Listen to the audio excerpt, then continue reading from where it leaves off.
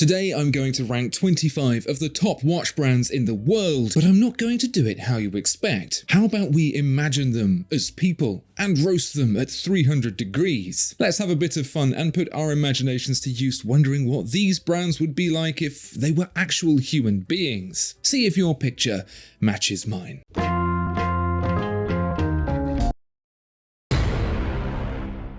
Meet our Langenzone. They're the overachieving stepchild that will never get the approval of its parents. Doesn't matter if it performs the perpetual calendar or even the triple splits, you'll always see its Swiss siblings' homework on the fridge instead. It's kinda odd looking, certainly not conventionally handsome, and it asks weird questions about life and death that make people feel uncomfortable. At family gatherings, it's easier just to leave them at home, which they prefer anyway, where they tinker by themselves on yet another oddball project. Genius in the making. A tier. Audemars Piguet was the life of the school, funny, charismatic and, as he would say, keeping it real. When you met up with old school friends, you always talk about him, especially how, whenever things got really wild, he'd always do some ridiculous stunt like jumping off the roof into the pool or drinking a bottle of ketchup. His catchphrase was, "Dare me to do something." And people did. No one can remember a time when he didn't do it, and no one's seen him for ages either. Rumour has it he joined the family company and made his millions. To everyone's surprise, he turned up to the 25th school reunion and he seemed pretty well put together. Except after a few drinks, his shirt was off and he was teetering on the edge of the roof, ready to dive headfirst into a dumpster. Turns out he got fired from the family business because he never grew up and took things seriously. B tier. Blancpain. Blancpain used to be in a band that got a single in the top 40, and despite being over 20 years ago, they will find every opportunity to bring it up. It was a good song, to be honest, very catchy, but by this point it seems to have been a bit of a fluke. Instead of embracing the sound that made them temporarily famous, the band went and decided to pursue barbershop instead, alienating their existing fan base and disappointing anyone who discovered them looking to hear more. Also, they didn't check the international translation of their band name, and it means something weird in French. D tier. Old Man Breguet has lived in the same house forever. It used to be grand, but now it's all a bit lopsided. The paint is peeling and the weather vane has fallen off. Nobody knows what he gets up to in there. The neighbour kids throw rocks at his windows and run away when they see a shadow move in the gloom inside. They say he has fingernails as long as claws and eats children for breakfast. The adults don't entirely disagree. Rumour has it he was once a great man, but the death of his wife sent him into reclusion, never to emerge from his house again. No one goes in, and no one comes out. For all anyone knows, he could have died years ago. C tier. Breitling just bought a 2-seater sports car, but he struggles to get his beer belly behind the wheel. He doesn't see it that way though. He doesn't see the rolling eyes and the hidden smirks as he rumbles through the town centre with an exhaust that's way too loud. He hasn't noticed that his leather jacket has a split in the side and no one's fooled by his comb-over. Still, to be fair to him, he's having fun, and even though his friends can be counted on one hand, they're having fun too. They have a clubhouse and pretend to be in a gang, even if the most extreme thing they do is play poker with peanut M&Ms. C tier. Everyone remembers how Cartier used to get dropped off at school in the morning in a Bentley, and how the teachers used to be terrified of upsetting them. They never got any detention, and their classmates were pretty sure they never did any homework either. Anyway, they're a beauty vlogger now and making an absolute fortune with it. B tier. No matter how hard they try, no matter how well they do, Glacéau Original just can't shake off the impression that they grew up poor. They're actually doing really well for themselves, but they still bring their own sandwiches to staff lunches out, and no one has ever seen them use the vending machine. Once, someone swore they saw them getting something out of the bin. B tier, if anything, because we feel sorry for them. Grand Seiko are fun and all, but sometimes they can just be a bit too much. They've always got too much energy, and they're always extolling the virtues of kale. Their idea of a holiday is camping in the hills, preferably in a rainstorm, which won't stop them clocking in their 30,000 steps a day. They're also an accomplished photographer and have been to some incredible places, but woe betide anyone who asks to see their snaps. A tier. H. Moser has a whoopee cushion in their desk drawer. It's still funny. S tier. Hamilton wears a turtleneck and makes a note of everything in a leather-bound field book. He has a collection of ballpoint pens and talks a lot about his time in the army. He could be an absolute weed, but he could also be a ripped killing machine. No one's really sure. He's definitely a snitch. C tier. It's a real shame what happened to Hublot. Their parents put on a brave face, but you can see in their eyes how much it's changed them. For a while, they really believed Hublot might pull through and live a long and fulfilling life, but it just didn't turn out that way. If only Hublot had stayed home that night. How precious and fragile life really is. Still, Hublot has no idea and is having the time of its life. E tier.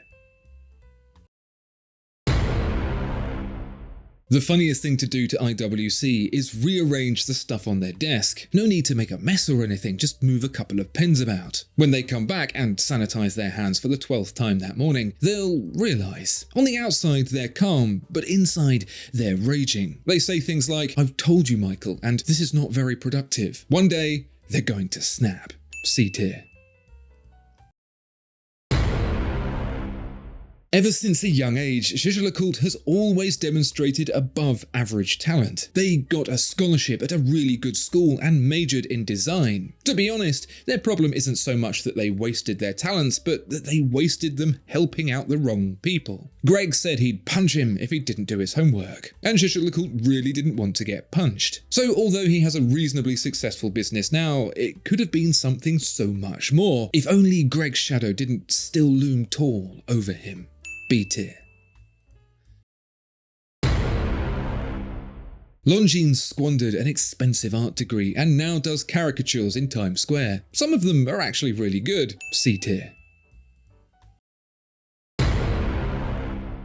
You've really got to feel for Omega. No matter what, they just can't catch a break. They're the type whose plastic chair collapses at a barbecue, and they always tread in dog poo. They've been writing a novel, and at first everyone was really impressed, but it's been ages. Omega's partner is pretty certain when they're in their office writing, they can hear them crying. They've got 4 children, and there's a 5th on the way. They drive a minivan. B tier. Panerai is the only person still left rocking frosted tips and wearing a t-shirt over a long sleeve. They think Justin Timberlake is the second coming and are the president of the regional Britney Spears fan club. They are a walking depiction of the gambler's fallacy, waiting and hoping for their style to come back into fashion again, but it's just not looking good. Now they're stuck, because if they stay committed, everyone will think they're weird, and if they go in a new direction, people will say they sold out. On the bright side, the fan club is doing really well. D tier. Generations of inbreeding has given Patek Philippe some rather unfortunate degenerative diseases. There were concerns about them inheriting the family business since doctors didn't think they'd live past 30. However, developments in medical science, plus their enormous wealth, have seen them through to an age nobody expected. Sure, a slight stumble will shatter their fragile bones, and the merest gust of wind will probably peel their greying skin off like cold rice pudding, but so long as an army of highly paid professionals are tasked with keeping them healthy, they'll outlive everyone. There's even a rumour that they've been cloned, and that they've been replaced over and over for years. No one can get close enough to find out. A tier.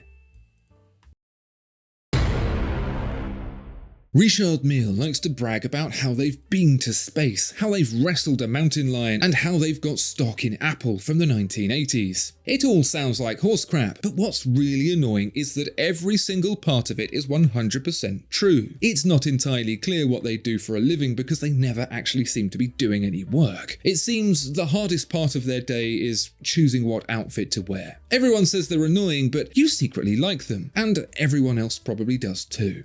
A tier.